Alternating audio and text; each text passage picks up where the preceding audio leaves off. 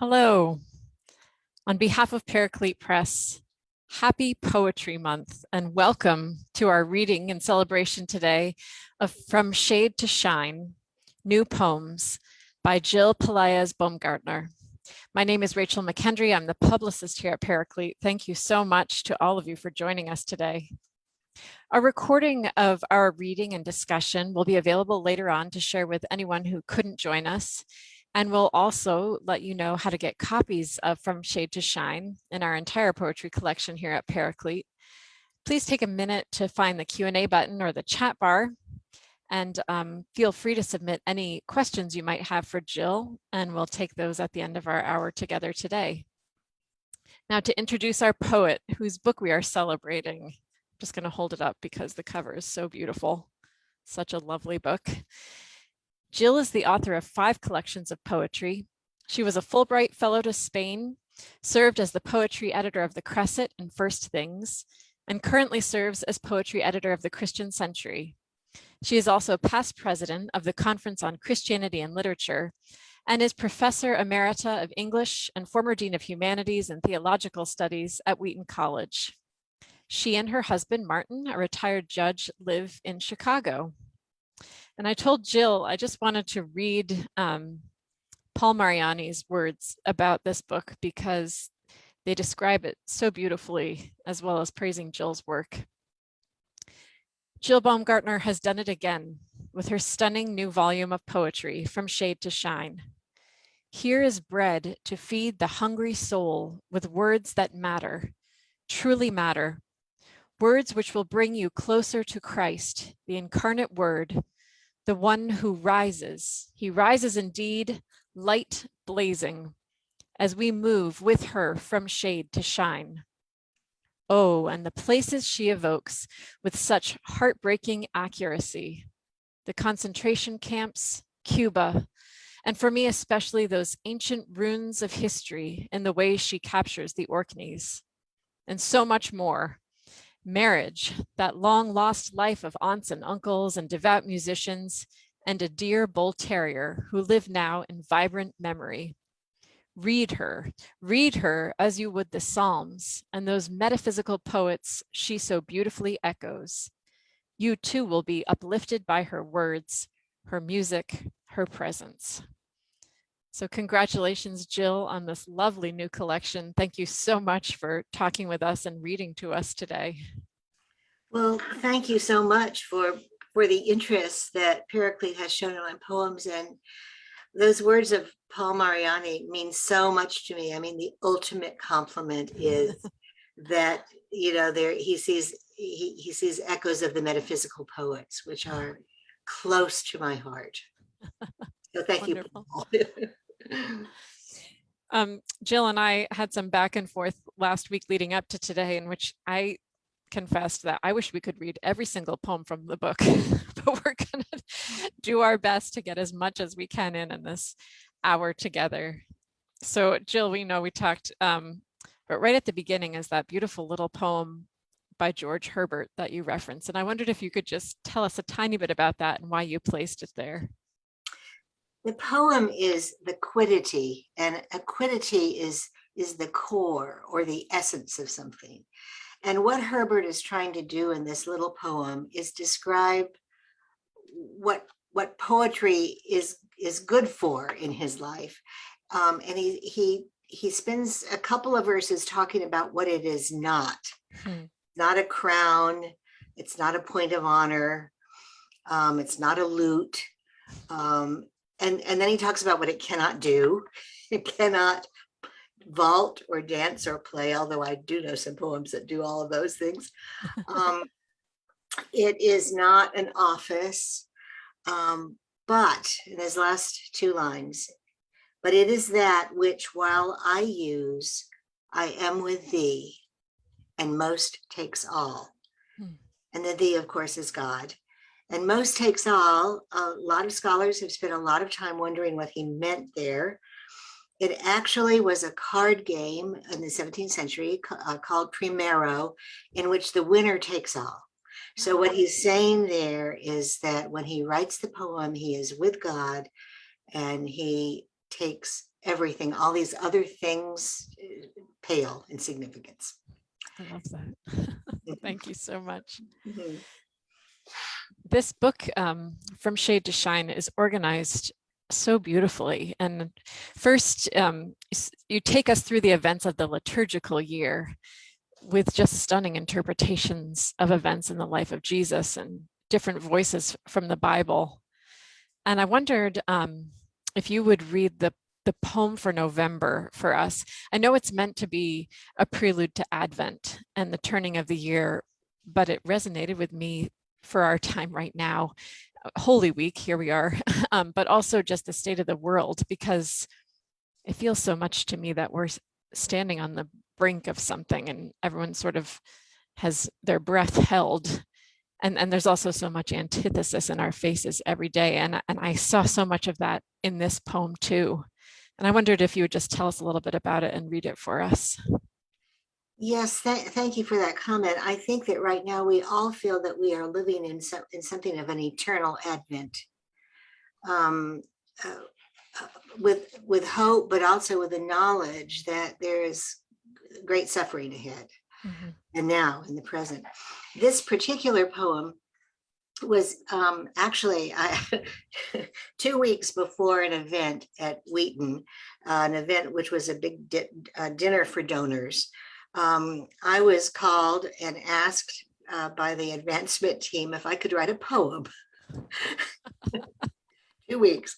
And they wanted me to write a poem doing whatever I wanted to do in the poem, but they wanted it to end with a reference to music, because then the segue would be to the choir that was going to sing. So I thought, well, I'll have to take a hand in it. But anyway, the epigraph to the poem is from Ephesians 5:8-20. Essentially, Paul is saying, through Christ, we have access to God, so don't lose heart. And here it is. Many trees are mere stencils now, but some still dazzle, those with light in their yellow leaves. This even as November skies stretch mute and somber. It is easy this time of year to dwell on losses and the world so shattered, even watching this translucent yellow tree whose light one could read by, this blaze against the dimming season.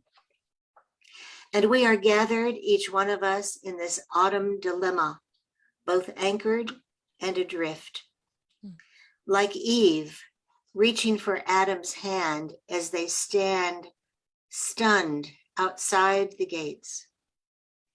Or that child Mary, who in the silence after Gabriel's startling news wonders, should I say yes? Or Paul, the persecutor, eyes scaled, his mouth a thin straight line, his heart in its first ever motion of turning over. Or 2,000 years later, those rabbis at Auschwitz who put God on trial, convicted him, then turned to evening prayer. Or the aging professor who said that when he cannot forgive, he simply acts as if he had. These images may seem splinters, fragments scattered and aimless, but we are not so twisted that we cannot see the crosses change from torture into bliss, from blood and slivers into the gleam of polished planks for Christ, arms raised in victory. So here we gather in all of our imperfections, waiting for song to blaze into the dark corners as this year races toward both finales and preludes. Listen, soon one clear voice will blend with another. Anchored by the rush of melody, we will catch hold of the whole breath and timbre of the moment. And together in this world so prone to drift, we will see by the cross, the tree of light, pure music. Thank you. You proceed to guide us so beautifully and intentionally through Holy Week with several of the poems in this collection. And I wondered if you might read a few of those. I never got to meet Anya Silver, but had followed her on social media and read her work and remembered so clearly when the news of her death came. And a few of our poets have dedicated poems to her. So of course I noticed that your Ash Wednesday is written in her memory. And I wondered if you would read that poem for us and tell us about that particular connection between Ash Wednesday and Anya. You know, Anya was a great encouragement to so many of us because she was not afraid to put her faith into her poems and her doubts and her big questions. And it somehow gave us permission to be able to do the same. The setting of this poem called Ash Wednesday was a poetry conference. It was a panel of poets that were writing in the Christian idiom. It was the token panel in this conference that was dedicated to religion. And so I asked Anya to be a part of this. Anya had been suffering from metastatic breast cancer for many years. And she told us during that panel that her favorite season of the church year was Lent, and the reason for it, which the poem describes. So, Ash Wednesday in Memoriam, Anya Silver. We chose not to see how close it hovered.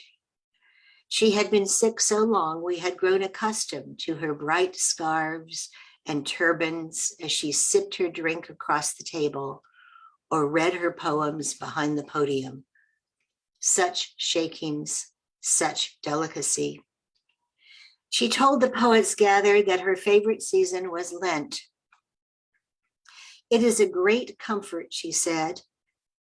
Ashes to ashes, a reminder that everyone, each in their chosen pew, is dying. And now her digitized voice, only bits in the cloud, her face a flicker of light and dark on screens, except her poems where words have the resonance of absence. Even buried, bones live motionless for many more years than the body has breath. And so her words and the crumbling to ash, soot and oil on the pastor's fingers. Sitting in our pews, we breathe in the dissolution, John Donne says, of royalty and pauper, their mouths filled with dust, our mouths filled with their dust. This last part is from a John Donne sermon in which he talks about sitting in the pews and breathing in the dust of your ancestors. Love that. Oh, I love that image. Thank you so much. You know, as we mentioned, here we are in Holy Week, and you know, one of the aspects of Christ's passion that always feels so difficult is the juxtaposition of his incredible human vulnerability and knowing that he is God, completely human, completely divine. Your poem, I Thirst, moved me so much the way that you showed both of these sides and how intimately he then meets us as both God and man. And I wondered if you could please read that one for us and tell us about it. Yes, I will. This poem actually was written as a response to an event which we have had at my church, Grace Lutheran Church in River Forest, Illinois, for several years now. It is, we have a string quartet, the concert quartet in residence. They are magnificent. And every year at this time, they have performed Haydn's 7 Last Words of Christ. And preceding each word, we have provided a devotion or a thought. And we have invited various people in. Last night we did it again, and we invited Gracia Grindle, the poet, and hymnist to come in and to read her poems. But this one was I Thirst. It was from this particular one of the last words of Christ. Before the nails, the outstretched arms, the cross, they offered drink, wine mixed with myrrh to lessen pain. Christ refused and chose instead to swallow misery. But now he cries, I thirst. His mouth is dry as fire, tongue bloated, vision blurred. He is drenched with pain, slick with the sweat of it, his brain alive with neurons uncontrolled. That hypothalamus, the size of an almond, pleads, drink, drink deeply, don't delay. He is so thirsty and thirstier as he loses blood. This is more than a parched throat. It is longing, yearning. It is craving. Christ is a man and he is thirsty. Christ is our God and he is thirsty. How can this be? The living water, how can water thirst? And what will slake the thirst of water? More than vinegar on a hyssop branch, he is as thirsty for us as we are for him. He wants us to let him swallow us. After all is ready, whenever we gather, we stand in that long procession down the aisle. We cannot keep it from being our turn. Hands deep in pockets, fingering our change or last week's laundry slip. There is something inevitable about the way we step up the aisle. At some point, no matter what, we're first. And then our hands exposed, we cup them, a small manger, and the host invites us in. The chalice lifted to our lips, we drink him, and he drinks us. Thank you. That is a conundrum, isn't it? How can living water have thirst? And that longing, that yearning, that craving is not only Christ, but I think it is all of us. Mm.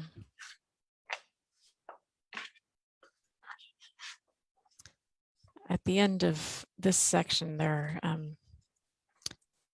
few pages where you particularly seem to capture the voices of two Marys, Mary Magdalene and Mary, the mother of Jesus. And I wondered if you could tell us about the writing of those and read a few of them. I can just only imagine what it's like as a poet with your own voice to be dipping into the voices of others in a way and what that must be like. I'd love to hear you talk about it. You know, the first drafts of this poem happened on a trip to Israel that my dear friend, Rabbi Yehiel Puko, also a fine poet, took us, a few of us on. There were 5 or 6 of us. And we went to Magdalene. And there's an archaeological dig going on there, not much else.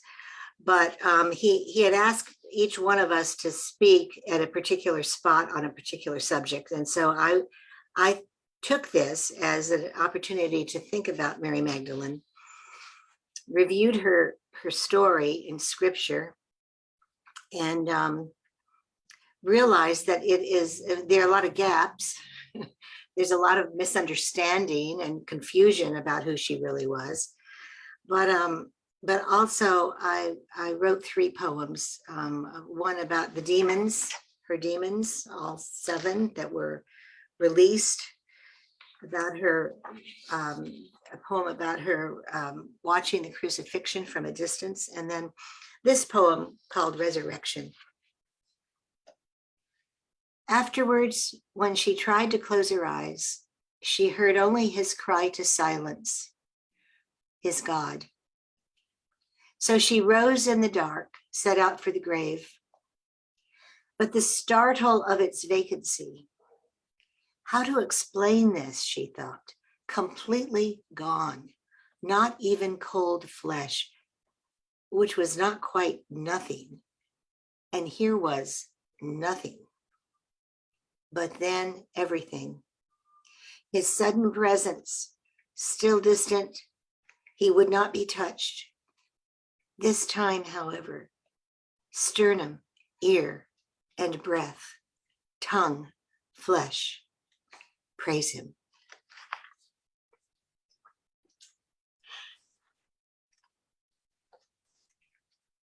I love, again, that incredible moment of divinity with the very human elements that come right along with it. The gift of being able to sense and experience that. Thank you.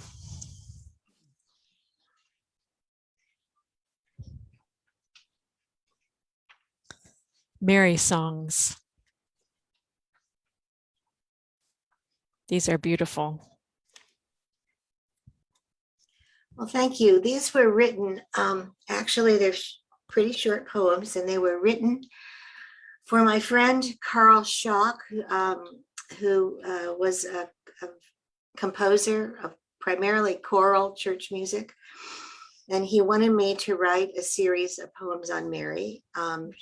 Wanted me to keep them short because, as he said, I usually use too many words.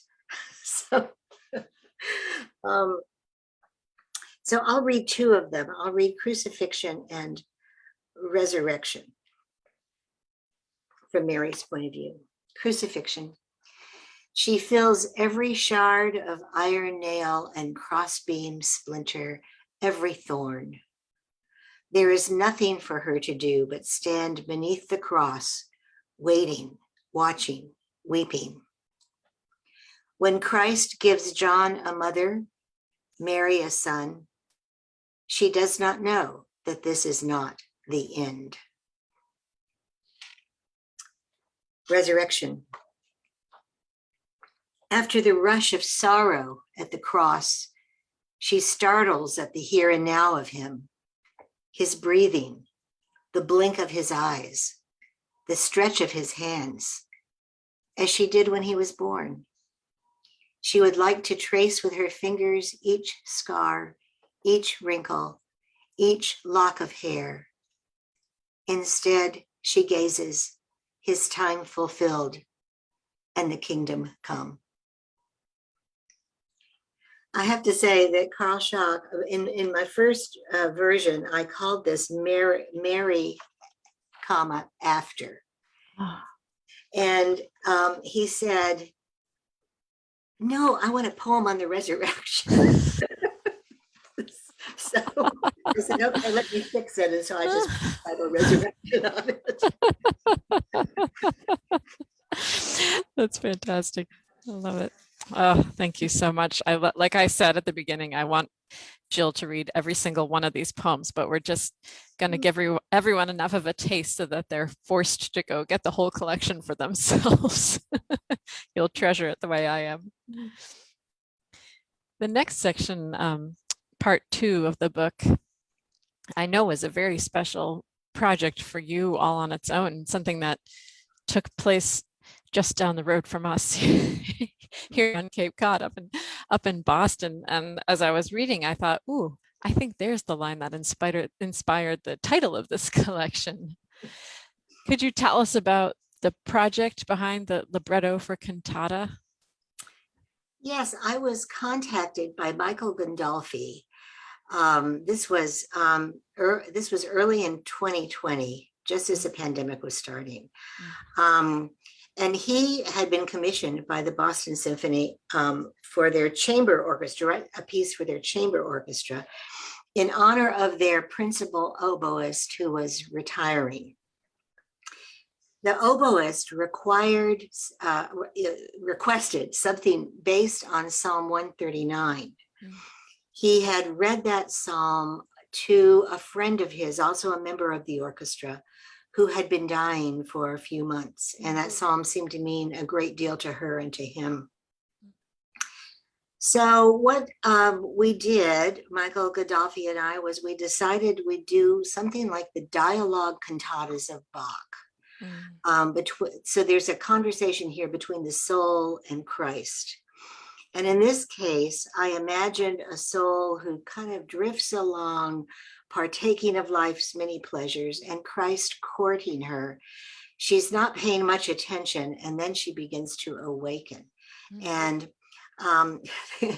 an interesting part of this is that the oboist wanted Psalm 139. The composer also wanted me to use some lines from Rumi.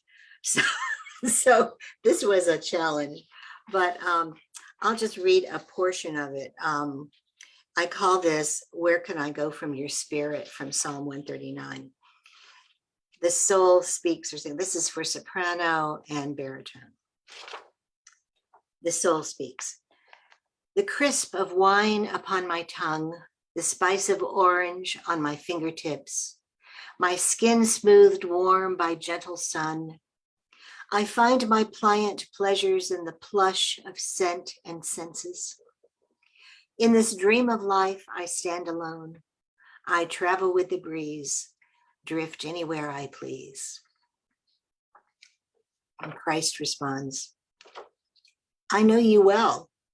Your sitting and your rising, your thoughts, all the words you speak or even think of speaking. Your eyes are closed in deepest sleep. You dream yourself detached. And it goes on, and the soul at one point sings, sometimes late afternoon, shine turns to shade. I cannot laugh, can hardly smile.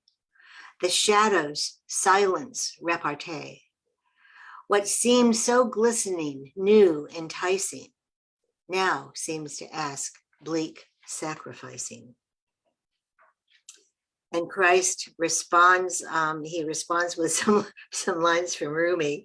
You who all through night to dawn have been crying, O Lord, mercy has heard that, O Lord, and has come. And the soul responds, and these are words directly from the psalm. How can you know me even when I hide from you? You made me in a secret place. I was unformed and you saw me. You created my innermost parts. This knowledge is too wondrous for me. Where can I go from your spirit, and where can I flee? If I soar to the heavens, you are there. If I bed down in shell, there you are. If I take wing with the dawn, if I dwell at the ends of the sea, there too your hand leads me and your right hand seizes me. And Christ responds, darkness may swathe you and the night will be light for you. Darkness itself will not darken for you, and the night will light up like the day. The dark and the light will be one. And it continues from there. So this was performed in January. It was supposed to be performed in April of 2020. It was canceled. And then later in Tanglewood that summer, it was canceled. It was performed in January. Of course, we had the surge that going on, then I couldn't travel. But I think it might be performed this summer in Tanglewood. What a thrill. Because what happens, and this happened with my friend Carl Schock and his beautiful music, is that the music adds that extra dimension to the words, and the words become something other than what they were on the page. I mean, it's quite like magic. It really is. I can imagine. And what must it be like to hear another voice speaking your words in such a different way? Exactly. Amazing. Yeah. Amazing. The conversation between Christ and the soul made me wonder what the process of writing poetry is like for you. The words of the psalm, they're familiar, but they take shape and texture in a very new way. And I wondered how those come to you. Is it a transcription of the conversation that you have between God and yourself as you're writing, or your own prayer, or how does that manifest for you? You know, this particular libretto came so fast. I probably for many reasons. Gandolfi contacted me. It was probably late February for a performance of this that was supposed to be in April. He hadn't composed the music yet, but he's phenomenal, and he did it. And so I wondered if I could do it, but it came so fast, and I think probably for many reasons. First of all, Psalm 139 is my favorite, and it was my mother's favorite, and I read it at her funeral. And, you know, the oboist wanted it read because he had read it to a dying friend. There is so much there. And it's so reassuring to read that God knew us before we had consciousness, that we were his, that he had names for us.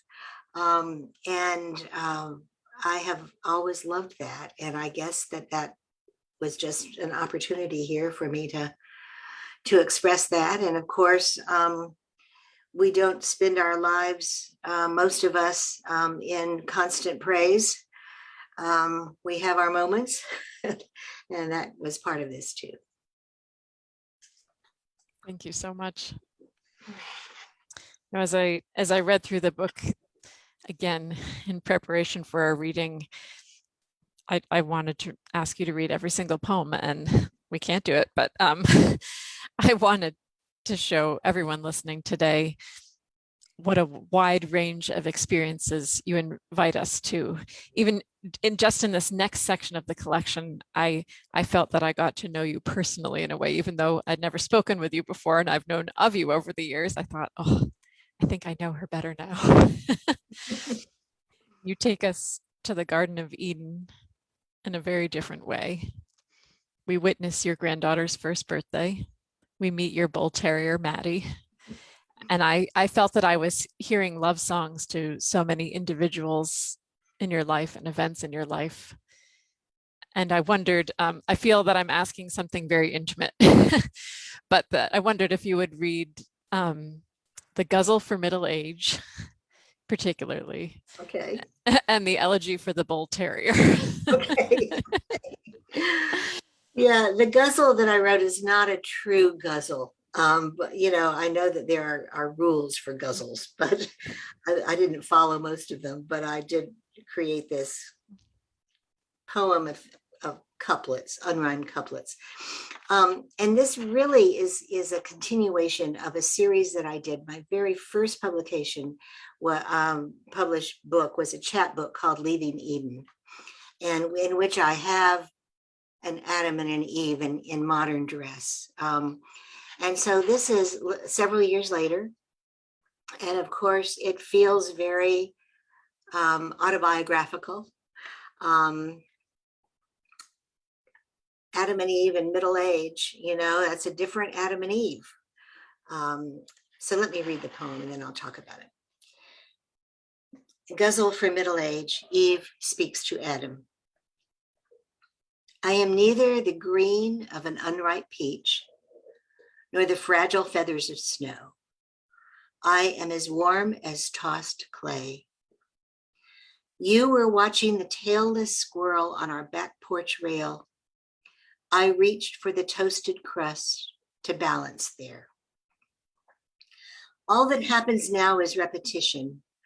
One morning becomes every other morning as our past stretches landscapes longer than the path from the garden. Eventually, I would have reached for the fruit when it fell from the tree and lay on the grassy mud. Cumulus and stratus give way to nimbus.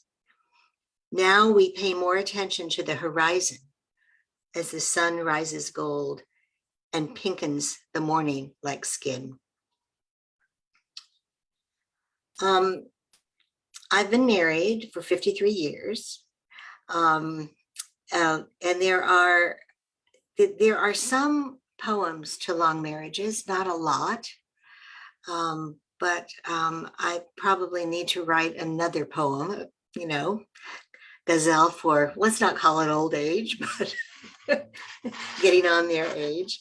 But when I say all that happens now is repetition, especially when I think about the pandemic, the one thing that we could count on in this house was each other being there, and our dogs.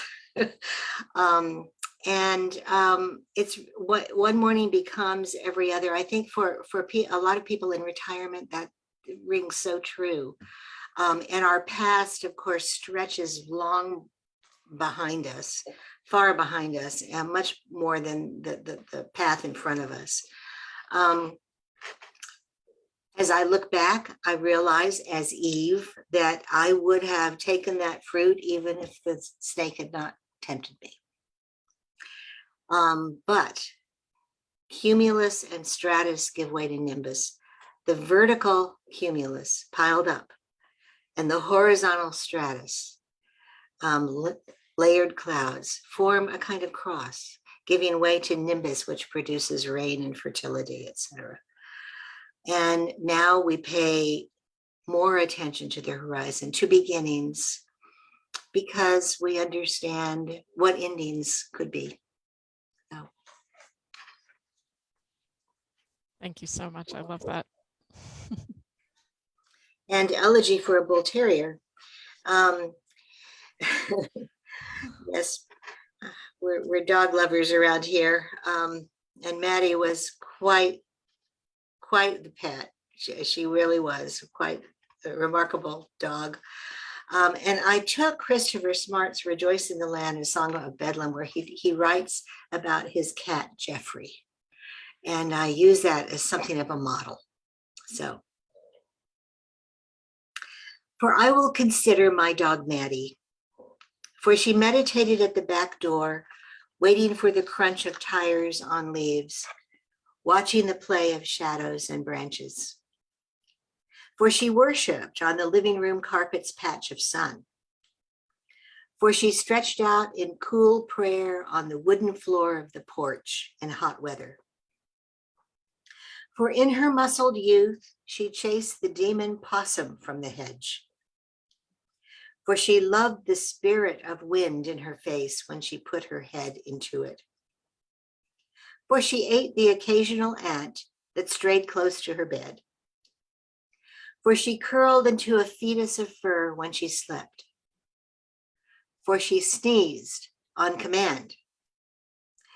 Thou, Maddie of the slack lips, the smooth flank, the vicious appeal of the serrated gums, of the great jaws dripping water lapped or locking around the bone, or holding the toy cat gently in the cradle of thy mouth. Thou, Maddie of ears pricked as if dipped in starch. Thou, Maddie with paws thick as turf. Thou, my dog forever and I, baptized by my daughter in the waters of the bathroom sink. In thy bath, thy most primitive self on display in pink skin under thin fur. Thou, the beast in my kitchen, thy great sides heaving with sleep as thou lay in front of the roast-filled oven. Thou dog, cur, bitch, thou canine tyke, thou puppy, thou only and ever after, thou rich dogness mingled with devotion. Thou then in your life's fast last moments smiled thy teeth on the pleasures of thy bowl and gave a benediction to thy favorite snack of crusts. We raise our glasses to thee, noble beast, and say, good dog, thou godly inversion, thou sheer hound. Beautiful. Thank you.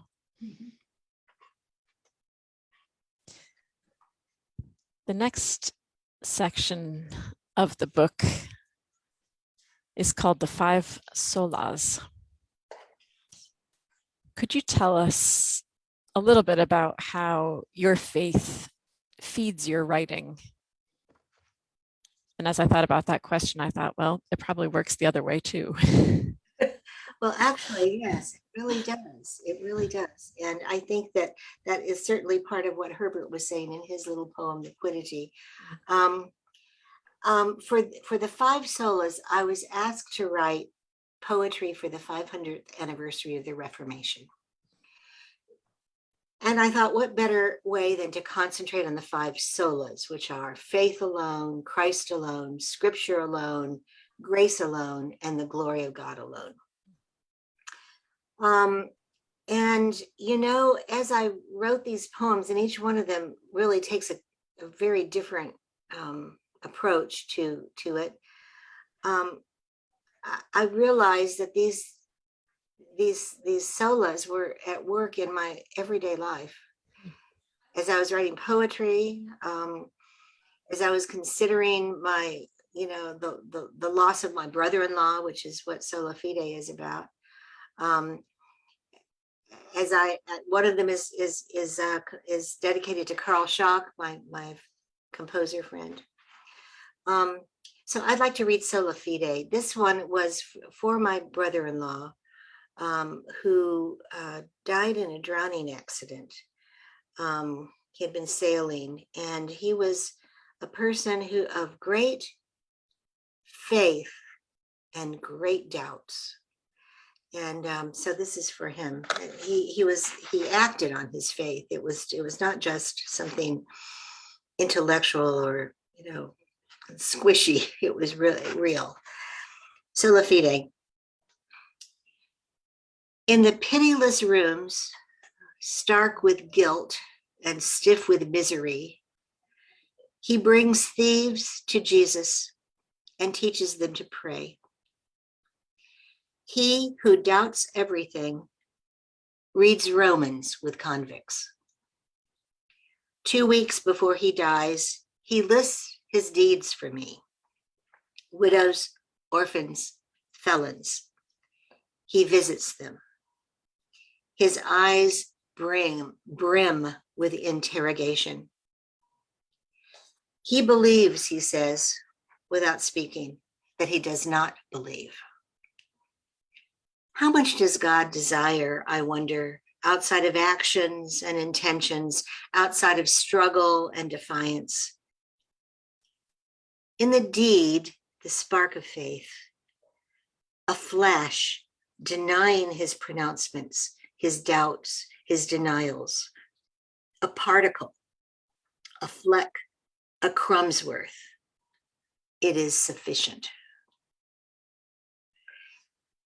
I was very affected by a sermon I heard my father-in-law preach many, many years ago. And this was really before I had made, I had been baptized myself. I was baptized as an adult, in which he says, how much faith does it take? As much as in your little fingernail. And that was really what this was about. Thank you so much. I'd love it if you'd be willing to tell us about this next group of poems in the fourth section of the book. They're so personal. I wanted to know the story behind every one of them. But I wondered if there are any of those you'd like to read and sort of fill in the blanks. Yes. Yes, you know, I will read Permanent Address 1956. Okay. I was an Air Force brat. My father was career Air Force. I lived probably in 20 some different places. I went to 16 different schools, 3 high schools. But we always had a permanent address that we used. And this was my grandparents' house in Orlando, Florida. This was old Orlando. This was before Disney. My grandmother, she was a very important person in my life. She taught me to read when I was 3 years old. And but she was also a tortured person, filled with a lot of anger. And so, you know, I knew both sides of her. And so this was called Permanent Address 1956. The leaves slick with rain from the afternoon storm, the small tough leaves mixed with grass clippings for my doll's salad, her tea laid behind the side hedge. The tiny cherries ridged like pumpkins, sour, the pits almost as big as the fruit, the juice sticky on my hands, dripping down my wrists, the pits a small pile in the grass mixed with dirt and ants. Grandma's anger flaring indoors, her apron thrown down, the continual drone of mosquitoes seeking flesh, the huge yellow insects, poison spitters, Grandpa said, as he bent over his sprouting pineapple growing at the back door, his coffee always warming on the stove, ready for his back porch newspaper and his cigar, his silence when Grandma slammed the door. I would fit myself into corners of the outdoors, wedge into interstices, find freedom in small places, the games more challenging the smaller the playing field, the games unshackling blood bonds to anger, foaming and burnt. You know, I don't write a lot of poems about myself. I'm not what you'd call a confessional poet. So this section took a little bit of courage. In my last book, the person who wrote the preface was Martin Marty, and he said, we only get tiny glimpses of the person, Jill Baumgaertner. So I thought maybe I should expose a little more. So I took a chance with this next poem. This is a poem that came out of my experience last summer. I had a serious illness. I didn't know really if I was going to make it through. It was a heart issue.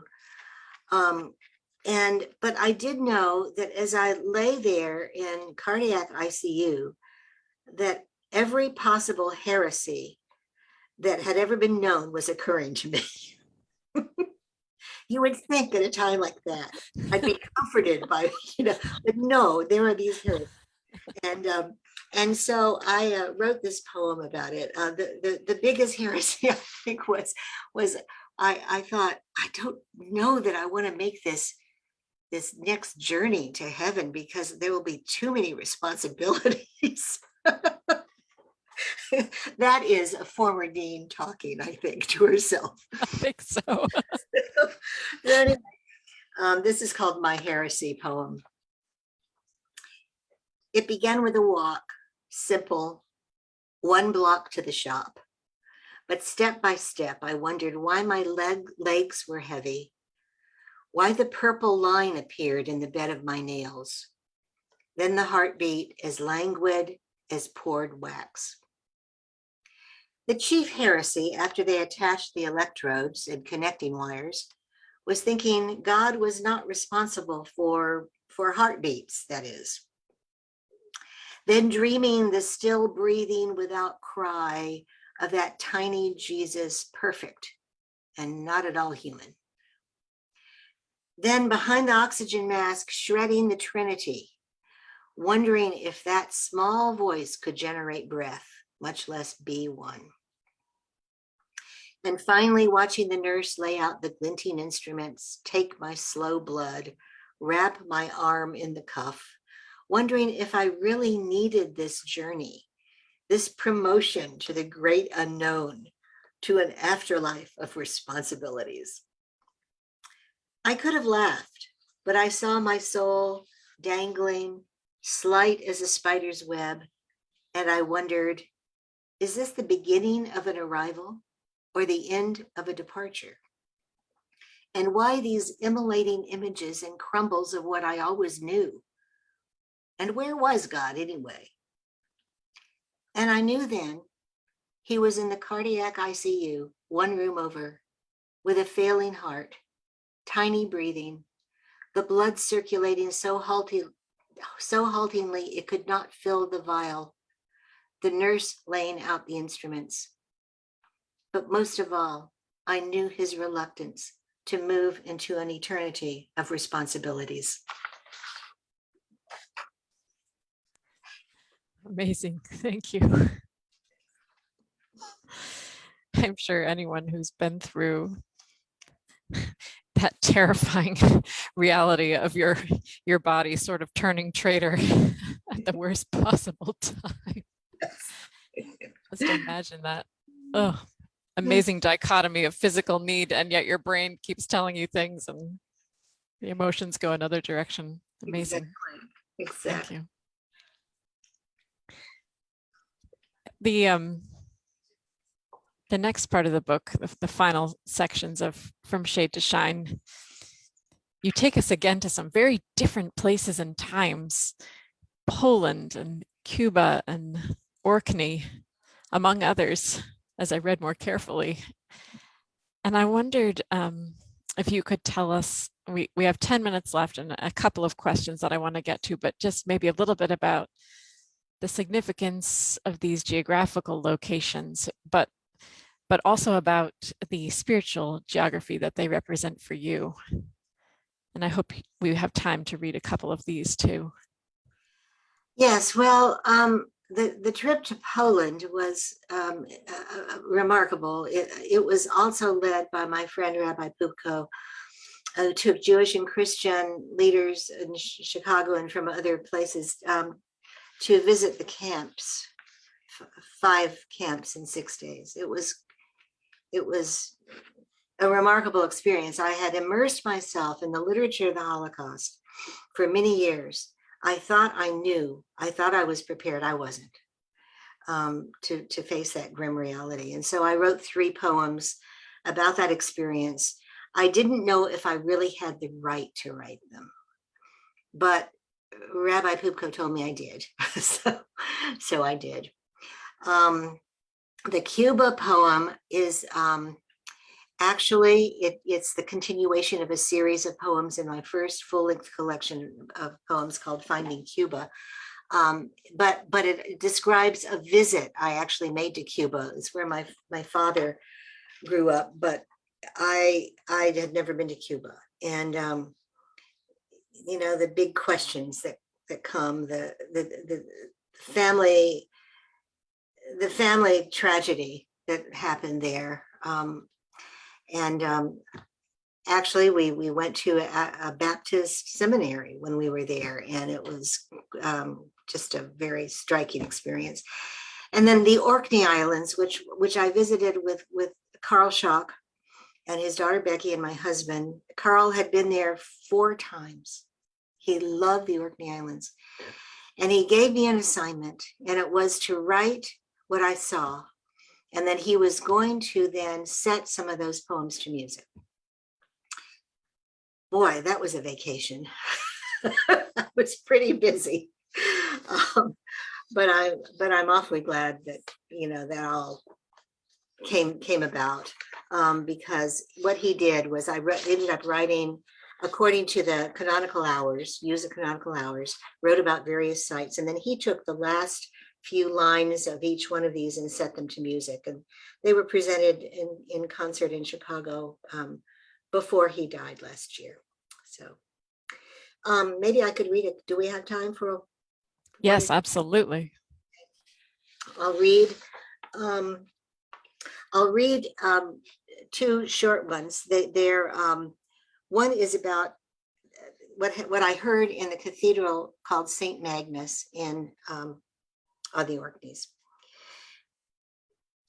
Lamb sermon, St. Magnus, sext, noon. At St. Magnus, the preacher speaks of lambing. She has no herding dogs. Her sheep know the lilt and timbre of her voice and come into the fold when called. Born shivering, her tiny-faced lambs, so weak on new legs, often in March snows, are wrapped in miniature macintoshes. They curl into her lap. 100 ways a lamb can die, she says, but when they live, they know each other's faces, each one distinct. At least one in every bunch disobedient, a troublemaker, always the wanderer. Oh God, we listen for the bell or thunder of your voice. We await your rescue and the summer shearing. We ask that you lead us to stand clean and shorn before the guileless Lamb in midday shine.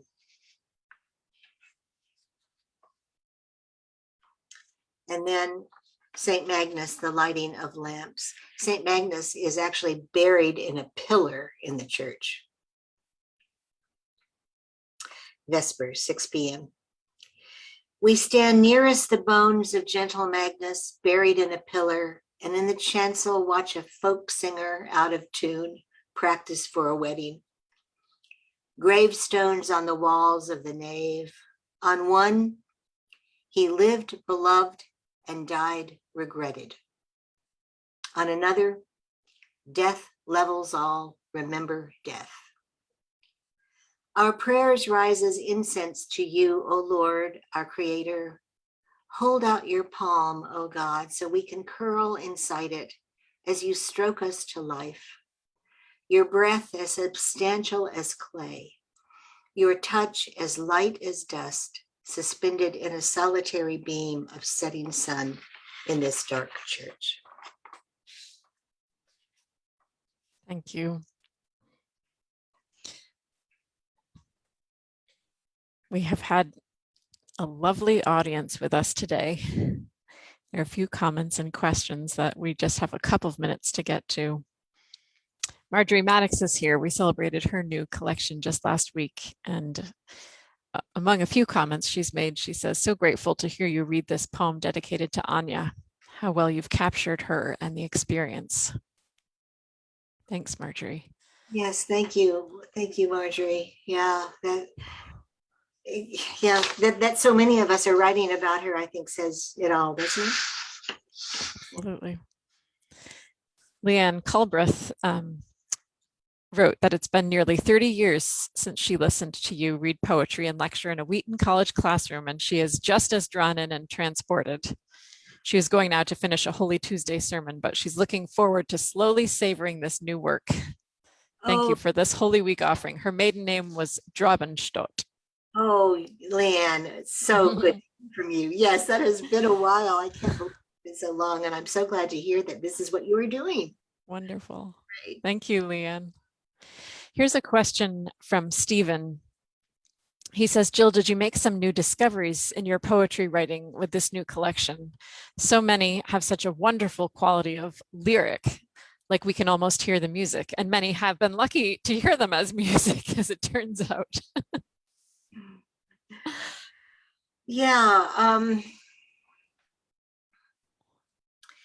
What I think what I've done with these poems